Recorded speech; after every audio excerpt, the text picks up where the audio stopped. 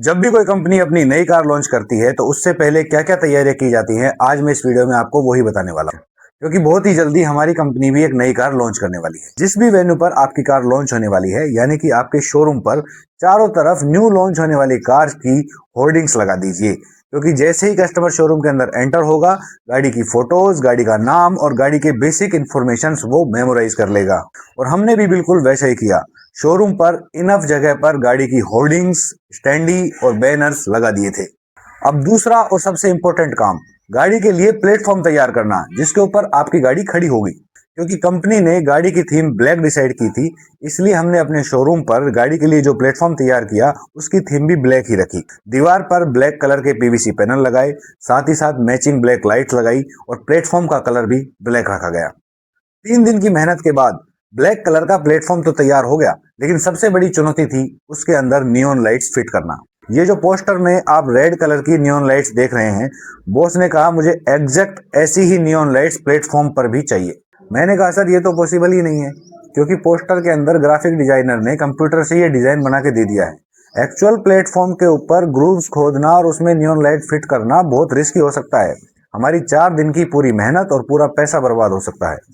तो मैंने उन्हें सजेस्ट क्या किया कि अपन ऐसा करते हैं, रूफ पर सर्कल शेप में नियॉन लाइट्स फिट कर देते हैं। तो नियॉन लाइट्स का जो रिफ्लेक्शन फ्लोर पे पड़ेगा उससे लगभग वैसा ही इफेक्ट क्रिएट हो जाएगा। तो बॉस ने कहा नहीं। तो मैंने उन्हें दूसरा आइडिया सजेस्ट किया कि क्यों ना हम किसी इवेंट मैनेजमेंट कंपनी को हायर कर लेते हैं। वो लोग प्रोजेक्टर के थ्रू प्लेटफॉर्म पे इस तरह का इफेक्ट क्रिएट कर देंगे, क्योंकि हमें ये इफेक्ट सिर्फ लॉन्चिंग के लिए ही तो चाहिए। क्यों अपना फ्लोर खराब करने का रिस्क लेना। तो बॉस ने बोला no, I want permanent neon lights in this floor.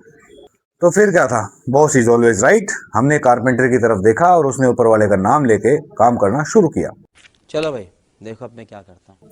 इतने बड़े फ्लोर पे नालियां उकेरना बहुत ही मुश्किल काम हो सकता था। जरा सी चूक हमारी 4 दिन की मेहनत और पूरा पैसा बर्बाद कर सकती थी।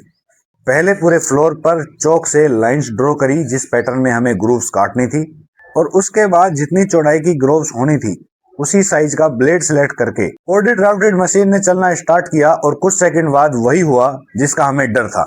मशीन झटके के साथ रुक गई और उसने फ्लोर का सनमाइका उखाड़ दिया।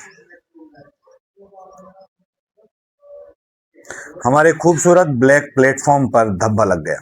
अब खराब तो हो ही गया है, तो एक बार फिर से ट्राई करने में क्या बुराई है। तो हमारे कारपेंटर फूल सिंह जी ने कोर्डेड राउटेड मशीन उठाई और उन्होंने बड़े सदे हुए हाथों के साथ नालियां काटना शुरू किया। बहुत ही सावधानी से ग्रूव्स को काटा जा रहा था और पूरा पैटर्न एक ही बार में ड्रॉ करना था, क्योंकि मशीन जहां पर भी रुकती वो सनमाइका को उखाड़ सकती थी। और फाइनली पूरे फ्लोर पर जैसा पैटर्न हम चाहते थे वो दिखने लगा था। ग्रूव्स तो कट चुकी थी, अब इसके अंदर नियॉन लाइट फिट करनी थी। नियॉन लाइट फिट करने के लिए पहले हमने सोचा कि क्यों ना हम इसे फेविक्विक से चिपका दें, लेकिन फेविक्विक से चिपकने के बाद नियॉन लाइट थोड़ी हार्ड टाइप में हो जाती है। जैसे उनके ऊपर गाड़ी चढ़ती तो नियॉन लाइट्स के बल्ब खराब होने के चांसेस होते थे। हमने इसका सॉल्यूशन निकाला, सिलिकॉन ट्यूब। सिलिकॉन ट्यूब को ग्रूव्स में भरकर नियॉन लाइट को उसके ऊपर पेस्ट कर देंगे।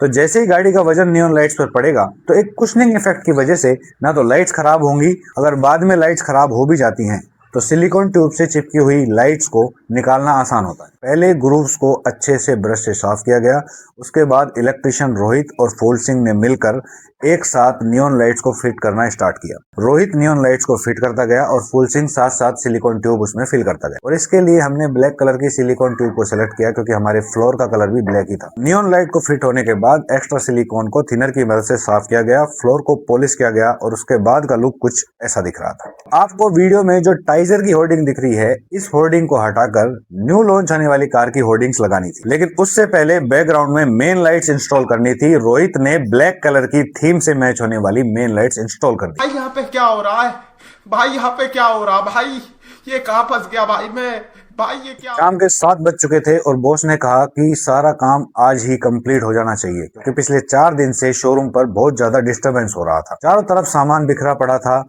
लकड़ी का बुरादा चारों तरफ उड़ रहा था, उसने सांस लेना दुर्लभ कर रखा था। और जैसे ही हम कस्टमर्स को गाड़ी दिखा रहे थे या उनसे कुछ डिस्कशन करने की कोशिश कर रहे थे, तो बैकग्राउंड में इतना नॉइज आ रहा था, ची ची पों पों, इस तरह का नॉइज। बहुत ज्यादा डिस्टर्बिंग था। पूरा स्टाफ ये सोच रहा था कैसे भी करके ये काम जल्दी से कंप्लीट हो जाए। बैनर लगाने का काम आज ही कंप्लीट करना था। पहले होर्डिंग्स के अंदर से पुरानी लाइट्स निकाली गई और नई लाइट्स इंस्टॉल की गई। नया बैनर लगाने से पहले लाइट्स को चेक किया गया और हम क्या देखते हैं, हमारी लगाई गई 17 लाइट्स में से एक लाइट नहीं जल रही थी। हालांकि लाइट्स वारंटी में थी, तो हमने रोहित को दुकान पर भेजा लाइट्स को चेंज करवाने के लिए। थोड़ी देर के बाद रोहित वापस आता है और कहता है कि रात के 9 बज चुके हैं और दुकान बंद हो गई और हमारा सारा काम रुक गया था। फिर ऊपर वाले रूम से एक लाइट उतार के लाए, खराब लाइट की जगह उस लाइट को लगाया और खराब लाइट को सुबह रिप्लेस करने का डिसाइड किया गया, क्योंकि कुछ भी करके काम आज ही कंप्लीट करना था। फाइनली सारी लाइट जल रही थी और लाइट्स का काम कंप्लीट करके रोहित अपने घर के लिए चल दिया, क्योंकि उसे ऑलरेडी बहुत ज्यादा लेट हो चुका था। ओहो, सरपंच जी तो चल दिए, अब कौन उठाएगा गांव की जिम्मेदारी। अब शुरू होता है बैनर वाले भैया का काम, क्योंकि इसमें भी चुनौतियां कम नहीं थी। बैनर का साइज बहुत ज्यादा बड़ा था और हमारे पास एक ही सीढ़ी थी और उसके ऊपर सिर्फ एक ही आदमी चढ़कर काम कर सकता था। तो बैनर चिपकाने वाले भैया ने पहले फेविक्विक से एक साइड चिपकाया और उसके बाद बड़ी मुश्किल से दूसरा साइड चिपकाया। सारे रिंकल्स को खत्म करते हुए बैनर को चारों तरफ से अच्छी तरीके से चिपकाया गया और फाइनली बैनर चिपकाने का काम भी खत्म हो गया। सारा काम कंप्लीट होने के बाद हमारी न्यू लॉन्च होने वाली कार अर्बन क्रूजर ई-बेला का प्लेटफॉर्म कुछ ऐसा दिख रहा था। और अगर आपको ये वीडियो पसंद आया हो तो वीडियो को लाइक कीजिए, कमेंट कीजिए और शेयर कीजिए। अगली वीडियो में हम ई-बेला की लॉन्चिंग, उसकी प्राइस और उसके फीचर्स के बारे में बात करेंगे। वीडियो देखने के लिए चैनल को सब्सक्राइब भी कीजिए। Thank you so much.